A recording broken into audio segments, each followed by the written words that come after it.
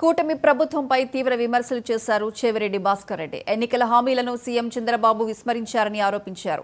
ఈ నెల 4న రాష్ట్ర వ్యాప్తంగా వెన్నుపోటు దినోత్సవం నిర్వహిస్తామన్నారు. ప్రజలను మోసం చేసి అధికారంలోకి వచ్చిన కూటమి ప్రభుత్వాన్ని నిలదీస్తామన్నారు.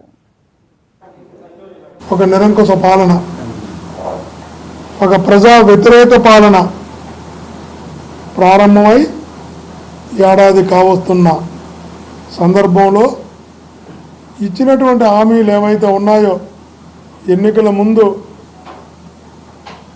చెప్పినటువంటి మాటలు ఏవైతే ఉన్నాయో, ఈ హామీలను, ఈ మాటలను ఓటు వేయించుకోవడానికి చెప్పిన ప్రతి అష్యూరెన్స్ కూడా అమలు చేయాలి అని మొదటి నుంచి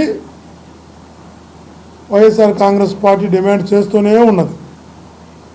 కానీ ఏ హామీను అమలు చేయక, ఇచ్చిన ఏ మాటను నిలబెట్టుకోక, పరిపాలన అంతా కూడా అధికారులను అడ్డుపెట్టుకొని, అధికారాన్ని అడ్డుపెట్టుకొని దాడులు చేయడానికి, కేసులు పెట్టడానికి, అరెస్టులు చేయడానికి సుమారుగా 800 మంది పైన దాడులు జరిగాయంటే, సుమారు 400 మంది ఇప్పటికి హత్య గావించబడ్డారు. అంటే ఈ 1 ఇయర్లో ఈ పాలన ఎక్కడికి వెళుతుందో ప్రజలు గమనించాలి.